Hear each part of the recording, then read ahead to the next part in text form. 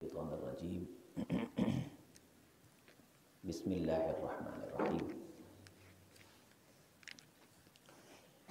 سورۃ النور مدنیہ۔ بسم اللہ الرحمن الرحیم۔ سورۃ انزلناها وفرضناها وانزلنا فیها آیات بینات لعلکم تذکرون۔ سورہ نور مدینہ طیبہ میں نازل ہوئی۔ اس سورہ مبارکہ میں اللہ تعالیٰ نے احکام نازل فرمائے اور انہیں فرض کیا ہے۔ اس میں قانون اور احکام اور فرائض، گھریلو جو مسائل ہیں، اسی طرح حدود بدکار کی اور بدکارہ کی، اور کسی پہ الزام تراشی اس کا گناہ، اور شادی کے احکام کہ شادی جلدی کرنی چاہیے، اور گھر کے احکام کہ کس طرح کسی کو ملنا ہے، دروازے پہ دستک دینی ہے، کس کے ساتھ بیٹھنا ہے، اور پردے کے احکام اس سورہ مبارکہ میں اللہ تعالیٰ نے نازل فرمائے۔ اور اس سورت کے ابتدا میں یہ کہا ہے کہ سورۃن، یہ ایک ایسی سورت ہے انزلناہا، جسے ہم نے نازل کیا ہے، جسے ہم نے اتارا ہے۔ اس کا مطلب ہے کہ یہ کہیں اونچائی سے آئی ہے اللہ تعالیٰ کی طرف سے، اور اللہ اونچائیوں پہ عرش پر ہے۔ جہاں جمع کا استعمال ہوتا ہے وہاں اللہ تعالیٰ کا جلال جھلکتا ہے۔ ہم نے نازل کیا ہے اسے، باقی بھی قرآن اللہ ہی نے نازل فرمایا سارے کا سارا، لیکن کچھ مقامات پہ اللہ تعالیٰ جلال میں ہوتے ہیں تو وہاں جمع کا صیغہ آتا ہے۔ جب ہم نے اسے نازل کیا ہے وَفَرَضْنَاهَا، تو اسے فرض بھی ہم نے کیا ہے۔ یہ نہیں کہ یہ بات سنی اور سبحان اللہ کہہ کے چلے گئے، یا یہ تمہاری مرضی پہ منحصر ہے کہ مانا عمل کیا تب بھی، نہ کیا تب بھی، جبکہ اس کے برعکس جتنی میں اس کے اندر مسائل کی آیات نازل کر رہا ہوں وَفَرَضْنَاهَا، انہیں ہم نے فرض کیا ہے۔ وہ فرض ہیں، ان پہ ماننا، ان پہ عمل کرنا، اور انہیں قانون کے طور پہ اپنانا۔ وہ فرض بھی ہم نے ہی کیا ہے، یہ کسی اور نے فرض نہیں کیا۔ ہمارے نازل کردہ قانون ہیں، ہمارے نازل کردہ احکام ہیں۔ وَأَنزَلْنَا فِيهَا آیات، اور ہم نے نازل کی ہیں اس میں آیات بینات، کھلی کھلی واضح نشانیاں، لَعَلَّكُمْ تَذَكَّرُونَ، تاکہ تم نصیحت حاصل کرو، تاکہ تمہیں یاد دہانی ہو۔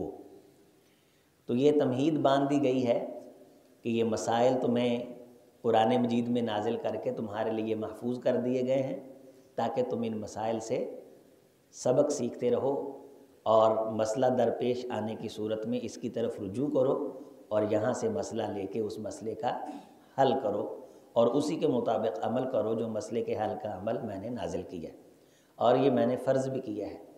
الزانیۃ، بدکاری کرنے والی عورت، والزانی، اور بدکار مرد، یہ دونوں جب غیر شادی شدہ ہوں، نوجوان جوڑا، ان کی شادی نہ ہوئی ہو، فَاجْلِدُوا كُلَّ وَاحِدٍ مِّنْهُمَا، تم کوڑے لگاؤ، کل واحد، ہر ایک کو، منہما، ان دونوں میں سے، 100 جلدۃ، 100 کوڑے۔ جلد کے لفظ کے 2 ترجمے کیے گئے ہیں۔ نمبر 1 کہ وہ کوڑا چمڑے کا ہو جس کوڑے سے ان کو سزا دینی، اور دوسرا اس کا ترجمہ یہ ہے کہ ان کے چمڑے پہ مارو اور چمڑے پہ ان کو سزا دو۔ یہ نہ ہو کہ تم ان کا چمڑا اتار دو اور جسم پھٹ جائے اور ہڈیاں نظر آ جائیں۔ تو ایسی سزا جو چمڑے تک رہے اسے جلد کہا جاتا ہے۔ عربی کے اندر لفظ استعمال ہوتا ہے جلدہ، اس کی چمڑی پہ اس نے مارا ہے، اور عصاہ، اس کے سر پہ اس نے مارا ہے، صدرہ، اس کے سینے پہ اس نے مارا ہے۔ تو یہاں سے جلدہ، ان کی چمڑی پہ مارنا ہے، لیکن چمڑی پھٹنے بھی نہ پائے۔ وَلَا تَأْخُذْكُمْ بِهِمَا رَأْفَةٌ، نرمی بھی نہیں کرنی۔ فی دین اللہ، یہ اللہ کے دین کا معاملہ ہے، یہ عزت کا مسئلہ ہے، نسب کا مسئلہ ہے۔ نسل انسانی کی شناخت کا مسئلہ ہے۔ روئے زمین کا یہ بدترین گناہ ہے انسانی حقوق میں سے۔ ان کنتم تؤمنون باللہ والیوم الآخر، اگر تو تم اللہ پہ اور آخرت کے دن پہ ایمان رکھتے ہو تو پھر تو تمہیں یہ کرنا پڑے گا، اگر ایمان نہیں ہے تو پھر جو چاہے کرو، وہ تو پھر ایک دن آنا ہے، اس نے تمام سے اس نے زندگیوں کے بارے سوال پوچھنے ہیں۔ وَلْيَشْهَدْ عَذَابَهُمَا، اور چاہیے کہ موجود ہو جب ان دونوں کو سزا دی جائے اس وقت طائفۃ، ایک جماعت، من المؤمنین، ایمان والوں کی، جو انہیں دیکھ کے سبق حاصل کرے، عبرت حاصل کرے۔ نبی صلی اللہ علیہ وسلم نے اور اللہ تعالیٰ کے احکامات جتنے قرآن مجید میں حدود کے ہیں ان کو اگر غور سے پڑھا جائے تو وہاں برائی کی تشہیر سے منع کیا گیا ہے۔ اسی صورت میں بھی آگے ایک رکوع کے بعد جا کے یہ بات آئے گی کہ برائی کی بات کو مشہور نہیں کرنا چاہیے کہ اس نے اس کے ساتھ یہ کر دیا تھا، اس نے اس کے ساتھ یہ کر دیا تھا، یہ چلی گئی تھی، یہ وہ ہو گیا تھا، اس سے منع کیا ہے۔ اور جب سزا ملے اس کی تشہیر کا کہا ہے تاکہ سزا دیکھ کے لوگوں کو عبرت حاصل ہو۔ یہاں ہمارے میڈیا میں کیا ہے، اخبار پڑھ لیں، سزا کا کہیں تذکرہ نہیں کہ اتنے بندے پھانسی لگ گئے، اتنے بندوں کو کوڑے مارے گئے، اتنے بندوں کو جناب علی سسپینڈ کیا گیا، اتنے بندوں کو سزائیں دی، نہیں، اس نے اس کو قتل کر دیا، فلاں کو فلاں نے مار دیا، فلاں نے فلاں کے ساتھ یہ کر لیا، فلاں فلاں کو لے کے، یعنی برائی کی تشہیر کی جاتی ہے۔ اسے دیکھ کے پھر پڑھ کے کیا تاثر ملتا ہے کہ ان کو کیا ہوا ہے، ملزم فرار ہو گیا جی، ملزم قابو سے باہر ہو گیا، ملزم دبئی بھاگ گیا، وہ کہتا جی اسی بھی کر دیں تو اسی بھی دبئی بھاگ جائیں۔ یہ منع ہے، یہ اسلامی قانون کے خلاف ہے۔ یحبون ان تشیع الفاحشہ، جو شخص یہ پسند کرتا ہے کہ برائی کی باتیں پھیلیں اس کے لیے دردناک عذاب ہے، سزا کا تذکرہ کرے اور وہ بھی نام لیے بغیر۔ جو وہاں موجود ہیں وہ سزا کے وقت دیکھ لیں۔ اسی لیے جن جوڑوں کو سزا دی جاتی ہے، یہ شروع سے اسلامی قانون کا جو نفاذ ہے اس کی شکل ہوتی تھی کہ ان کے چہروں پہ کچھ نہ کچھ چڑھا لیا جاتا تھا۔ جو برائی کے اندر ملوث ہوتے تھے جب انہیں سزا دی جاتی تھی ان کے چہروں پہ، اور آج بھی جن ممالک کے اندر حدود کا نفاذ ہے، انڈونیشین مسلمان جو ہیں وہاں جب جوڑے لائے جاتے ہیں تو ان کے چہروں پہ کپڑے ہوتے ہیں، یعنی سزا تو سارے دیکھتے ہیں اور عبرت حاصل کرتے ہیں، اور اس طرح پھر ان کو یہ ایک بعد کے اندر حکمرانوں کی ہوئی تعزیر ہوتی ہے، تعزیر، جس کے اندر تعزیر کے اندر یہ ہوتا ہے کہ حکمران وقت کو، قاضی وقت کو اختیار ہوتا ہے، اس کی شکلیں بدلتی رہتی۔ یہاں تعزیر کیا تھی؟ یہ تھا قرآن کا حکم، اور رسول اللہ صلی اللہ علیہ وسلم کا حکم کیا تھا کہ 100 کوڑے مارنے کے بعد 1 سال کے لیے ان کو علاقہ بدر کیا جائے گا، اس علاقے سے دور رکھا جائے گا، تاکہ سال کے بعد جب لوگ اپنے معاملات میں مصروف ہو کے اس واقعے کو بھول جائیں تو دوبارہ یہ آ جائیں تاکہ پھر یہ عزت کی زندگی بسر کر سکیں۔ تو یہ تعزیر ہے، یہ اس کا حصہ ہے۔ قرآن مجید میں اگر نہیں ہے تو اللہ تعالیٰ کے رسول صلی اللہ علیہ وسلم اس کی شرح فرمائی۔ یہاں شادی شدہ جو شخص ہے وہ اگر بدکاری کرتا ہے اس کی سزا نہیں ہے، وہ تھی لیکن اس کی آیت منسوخ ہو چکی، حکم موجود ہے، وہ ہے رجم، اور اللہ کے رسول صلی اللہ علیہ وسلم کے زمانہ مبارکہ میں یہ ہوا ہے۔ اب لوگ اس کو جو اس وقت کے علمبردار ہیں، چیمپئن ہیں انسانیت کے، وہ اسے وحشیانہ سزا کہتے ہیں، لیکن یہ نہیں معلوم کہ اس سزا کے نہ ہونے پہ کتنی عزتیں لوٹیں، کتنے گلے کٹے، کتنے قتل ہوئے۔ وہ یہ ہوتا تھا کہ کسی بھی انسان کو زمین کے اندر گاڑ کے اس کے سر پہ پتھر مارے جاتے تھے اور وہ مر جاتا تھا، اور نبی صلی اللہ علیہ وسلم کے زمانہ میں رجم کی سزا دی گئی ہے۔ یہودی آئے، انہوں نے اپنا کیس اللہ کے رسول کی بارگاہ میں رکھا، اور اسی طرح آج بھی مسلمان حکمرانوں کو یہی حکم ہے کہ اگر ان کے دربار میں کوئی کافر آ کے مسئلہ رکھتا ہے نفاذ کے لیے، فیصلے کے لیے، تو فیصلہ اسی کے مطابق کیا جائے گا جو اللہ نے نازل کیا ہے۔ تو نبی صلی اللہ علیہ وسلم نے ان سے پوچھا کہ تم کیا پاتے ہو اپنی کتابوں میں؟ وہ کہنے لگے جی ہم اپنی کتابوں میں پاتے ہیں کہ بندے کو ذلیل کیا جائے اور اسے مارا جائے۔ تو حضرت عبداللہ ابن سلام موجود تھے، فرمانے لگے کہ جھوٹ بولتے ہیں، ہماری کتاب کے اندر، تورات کے اندر بھی بدکار شخص جو شادی شدہ ہو اس کو رجم کرنے کی سزا ہے۔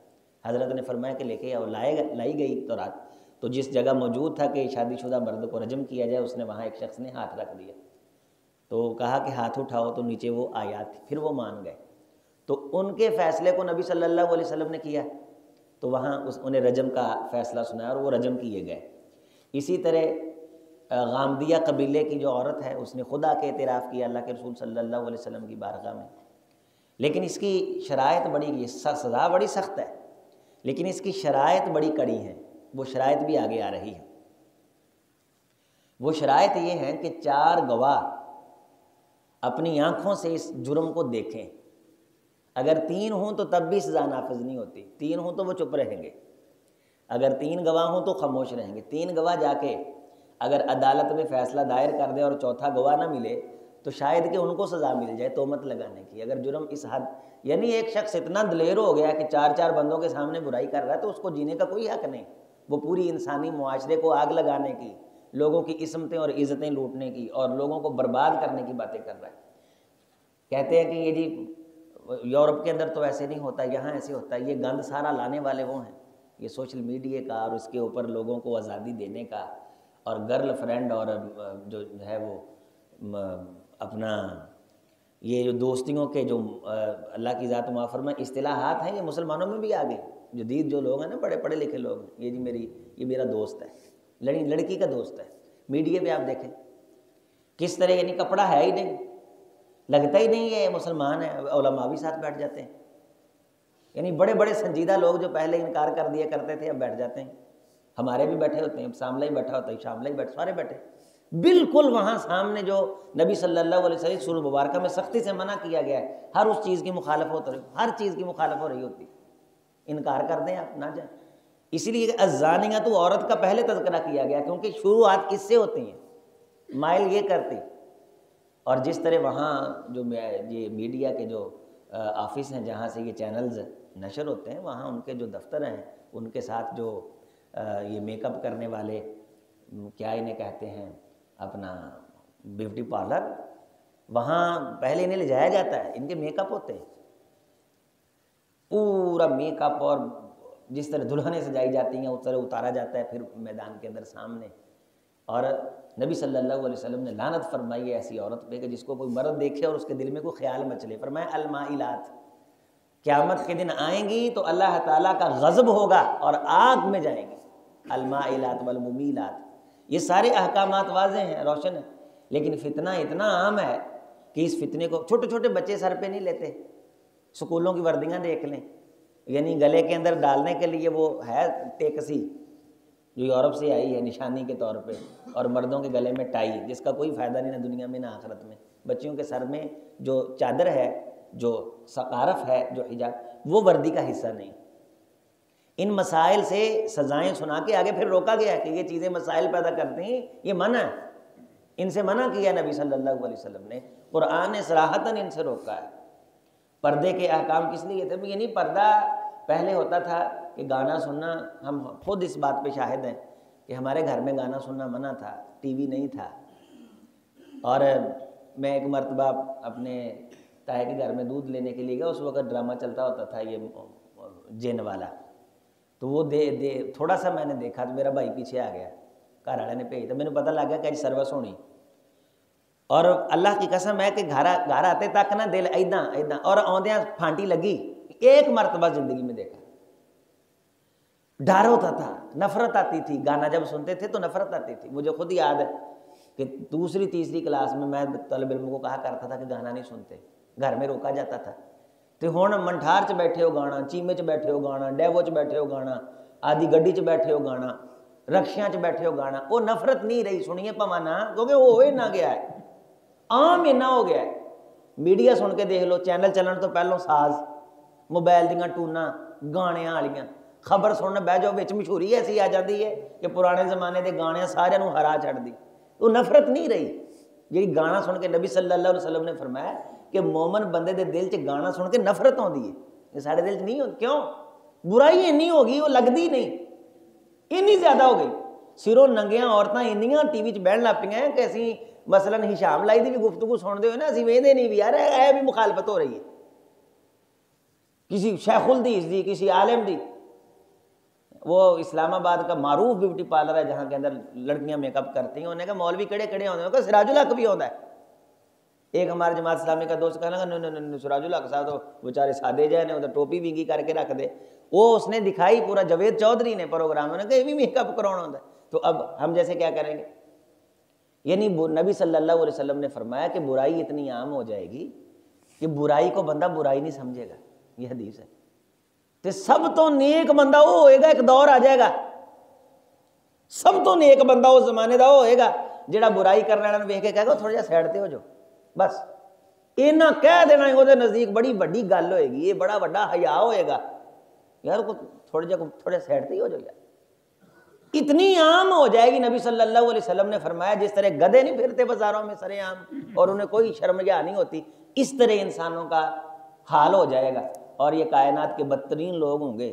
اور میں نے دیکھا کہ آگ کے تنوروں میں کس طرح وہ، جب میں نبی صلی اللہ علیہ وسلم نے فرمایا معراج پہ گیا، میں نے کس طرح اوپر کو وہ تنور اٹھتے ہوئے دیکھے گئے اور کس طرح وہ نیچے آتے تھے، اور کتنی سخت سزا تھی کہ آگ کے اندر پگھل رہے تھے، پانی بن رہے تھے، اور پھر دوبارہ وہ ان کو وجود ملتا تھا، اور پھر وہ دوبارہ۔ یہ احکامات تھے جو ہمارے نصاب کا، ہمارے بچوں کی تعلیم کا حصہ ہوتے تھے۔ پھر پہلے تو پڑھائے جاتے تھے، اور دوسرا قانون میں نافذ ہوتے تھے، عدالت میں نافذ ہوتے تھے، اور جب نفاذ ہوتا ہے تو ایک آدھ بندے کو سزا ملتی ہے، آئندہ کے لیے معاشرہ ہمیشہ کے لیے امن شانتی۔ لیکن شرائط یہ ہیں کہ ان مسائل کا انتظام کیا جائے جو مسائل اس برائی کو لانے کا سبب بنتے ہیں۔ عمر فاروق رضی اللہ تعالیٰ کے دور مبارک میں قحط پڑ گیا، اب حکمران وقت کو پتہ ہے کہ قحط پڑا ہے، لوگوں کے گھر میں بھوک ہے، تو چوری تو ہوگی، تو چور کی سزا کیا ہے؟ ہاتھ کاٹا جائے۔ لیکن حضرت عمر فاروق رضی اللہ تعالیٰ عنہ نے قحط کے زمانے میں چوری کی سزا ہاتھ کاٹنے کی ختم کر دی۔ فرمایا بھوک پئی ہے، چوریاں تو ہونی ہیں، پہلے اسباب ختم کر لیں۔ تو برائی کے اسباب اتنے ہیں کہ کوئی پوچھنے والا نہیں۔ میں اپنے موبائل میں جو کچھ مرضی رکھوں، اپنے کمپیوٹر میں جو کچھ مرضی رکھوں، گوگل پہ جاؤں، جون سی مرضی سائٹ پہ جاؤں، اور www کا مطلب یہ ہوتا ہے، یہ جو پڑھے لکھے لوگ ہیں، نوجوان ہیں، انہیں اس بات کا علم ہے کہ ورلڈ ونڈو، اس کے اندر یہ سیو ہوتا ہے، جو بھی سرچ ہم کرتے ہیں تو وہاں جو ان کے پاس ڈیٹا۔ ابھی واٹس ایپ نے یہ پالیسی جاری کی ہے کہ جو چیزیں ہم واٹس ایپ پہ چیٹ کرتے تھے، یا واٹس ایپ پہ آپ پرسنل، کیونکہ یہ پرسنل ایک ایپ تھی، تو یہ پرسنل ایپ ڈیٹا شیئر کر رہی ہے فیس بک کو کہ وہ اس کو نشر کر دے گا۔ تو لوگوں نے واٹس ایپ چھوڑ دیا، واٹس ایپ زوال پذیر ہے ان دنوں میں، اور کدھر چلے گئے؟ ٹیلی گرام کی طرف چلے گئے، اور اس کی دوسری ایپ کی طرف چلے گئے کہ واٹس ایپ کون ہوتا ہے؟ ہمارے ڈیٹے کو نشر کرنے والا، فیس بک کو بیچنے والا، پیسہ کمانے والا، ہماری پرسنل چیٹیں تو واٹس ایپ نشر کرے گا۔ تو قرآن کہتا ہے وَإِذَا صُحُفٌ نُشِرَتْ، ایک دن آنے والا ہے ہم بھی تمہاری چیٹ کو ہم نشر کریں گے، تمہارے تبل السرائر، تمہارے پوشیدہ رازوں کو کھولیں گے۔ تو جو چیزیں انسان کو گناہ کا ذریعہ بن رہی ہیں، برائی کا ذریعہ بن رہی ہیں، ان کو روکنا، ان کو ختم کرنا، یہ حکومت وقت کی، حکومت اسلامیہ کی ذمہ داری ہے۔ اور پھر اس کے بعد ختم کرنے کے بعد نیکی کی طرف توجہ دلانے کے اسباب زیادہ رکھنا، نیکیوں کے مقابلے۔ گانے کے مقابلے ہوتے ہیں، یہ فنکار، یعنی گانا گانے والا۔ ابھی کل پرسوں طالبان نے کلاکار پکڑے اپنے افغانستان میں، سارے دیاں ٹنڈاں کیتیاں، داڑیاں منیاں، مچھاں منیاں، منہ کالے کیتے، گلاں چ ٹائر پا کے کھوتیاں تے بہائے نے۔ پرسوں کھوتیاں تے بہا کے انہوں نے آسے پاسے انہوں دے ہتھاں وچ پھڑائے توت، ایچ گاؤ ہون، آسے پاسے نیانے ہیں، اور پورے پنڈ چ انہوں نے پھرایا جا رہا ہے۔ اور ہمارے کسی فنکار کے انٹرویو میں دیکھیں، پاکستان میں فن کی قدر نہیں ہے، یعنی فن کی یہ مراز پونا، فن کی یہ گانا۔ وہاں کیا کیا؟ یہ واقعی اسلام کی شکل تھی کہ ایسے بندے کی حوصلہ شکنی کی جائے۔ پوری دنیا میں گانے کے مقابلے ہوتے ہیں، انٹرنیشنل ٹکٹ ملتے ہیں، چھوٹے چھوٹے بچوں کو سونے کے ایوارڈ ملتے ہیں۔ مقابلہ قرآن مجید کا ہونا چاہیے، کوئی تاجر سال کے بعد قرآن مجید کی تلاوتوں کا مقابلہ کروائے، 5-5 لاکھ روپے انعام رکھے، اس کے 5 لاکھ کی وجہ سے اگر پورے پاکستان کے اندر بچے قرآن مجید خوبصورت پڑھتے ہیں، اور قرآن مجید کو خوبصورت پڑھنے والا نبی صلی اللہ علیہ وسلم نے فرمایا وہ اللہ کی خوبصورتی کو دنیا میں بیان کرتا ہے، اللہ کے حسن کا تذکرہ کرتا ہے، اور اللہ کی شان جب دلوں میں بڑھے اور اس شان بڑھانے کا جو سبب بنے گا، اللہ اس کو بھی برابر کا اجر عطا فرمائے گا۔ یہ اسلامی اسٹیٹ ہے۔ سعودیہ تو کرواتا رہتا ہے، ابھی پچھلے دنوں سعودیہ نے جو دی تھی، کل آخری تاریخ تھی، یعنی 10 لاکھ روپے اولی نام اسلام آباد میں جو مقابلہ ہو رہا ہے اس کے اندر، لیکن وہ بڑی عمر کے لوگ لے رہے ہیں، تھوڑے سے 18 سال سے اوپر اور 27 سال سے نیچے، 7 لاکھ روپے 2 انعام اور 3 لاکھ روپے۔ اس طرح کے مقابلے انٹرنیشنل اسلامک یونیورسٹی کے زیر نگرانی ہوتے رہتے ہیں۔ تو بات یہ ہے، 3 باتیں میں بیان کر رہا ہوں۔ نمبر 1، برائی کے جو اسباب ہیں وہ ختم کیے جائیں۔ نمبر 2، لوگوں کے خیالات کے لیے کوئی نیک درس گاہیں اور ان کا متبادل دیا جائے، یعنی جو جائز ذرائع ہیں، جائز ذرائع ان سے نہ روکا جائے، یعنی بچے کو آپ نے غلط محفل سے روکنا ہے تو اچھی محفل سے نہ روکیں، اس کو جس گیم سے روکنا ہے کہ اس گیم میں جوا ہے اس کا متبادل کرنے دیں اس کو، چونکہ انسان چاہتا ہے احل اللہ البیع وحرم الربا، پہلے اللہ نے متبادل دیا ہے کہ بیع کو اللہ نے حلال کیا ہے، وحرم الربا، اور سود کو اللہ نے حرام کیا ہے، تو اس کا اچھا متبادل آلٹرنیٹو وہ دیا جائے۔ پھر تیسرے نمبر پہ ان چیزوں کو بیان کیا جائے، نصاب کا حصہ بنایا جائے تاکہ شعور ہو۔ چوتھے نمبر پہ برائی کرنے والے اس کی سزا کا نفاذ کیا جائے، اور وہ سزا دی جائے اور اسی طرح دی جائے فوری بنیادوں پہ جس طرح زمانہ نبوی صلی اللہ علیہ وسلم میں ہوتا تھا، نہ کہ وہ کیس عدالت میں لگا کے وکیلوں کی روٹیوں کا انتظام کر دیا جائے۔ لو جی دونوں طرف سے کما رہے ہیں، جو سچا ہے اس کے وکیل کو پتہ ہے کہ میرا بندہ سچا ہے وہ بھی کھا رہا ہے، جو بندہ جھوٹا ہے وکیل کو پتہ ہے کہ یہ بندہ جھوٹا ہے اس نے بھی وکیل کیا ہوا ہے، وکیلوں کی موج لگی۔ اس طرح وکیل بندے کا کیس عدالت میں رکھ کے فیسیں لیں، یہ اسلام میں ہے ہی نہیں۔ جس کا کیس ہے وہ سیدھا آئے، جج کو آگے ایسا ہونا چاہیے کہ وہ اس بندے کے معاشرتی زبان کو، مسئلے کو سمجھتا ہو، وہاں کے جرگے کو بلا کے بات سمجھے اور وہاں کے لوگوں سے پوچھ کے فیصلہ دے۔ یہاں فائلیں ہیں، یہ ہے وہ ہے، اتنی لمبی لمبی تحقیقات ہیں کہ جو مظلوم ہے بیچارہ اس کی جوتیاں گھس جاتی ہیں اور وہ انصاف کی بیچارہ تلاش کے اندر موت کے منہ میں چلا جاتا ہے، موت کے منہ میں چلا جاتا ہے۔ ایسا نظام ہے، ایسا سسٹم ہے کہ غریب آدمی بیچارہ وہ کرتا ہی نہیں کیس، وہ کہتا ہے کہ پہلے ہمارا بندہ مر گیا اب ہم ان کو رجائیں گے، تھانے کو رجائیں گے۔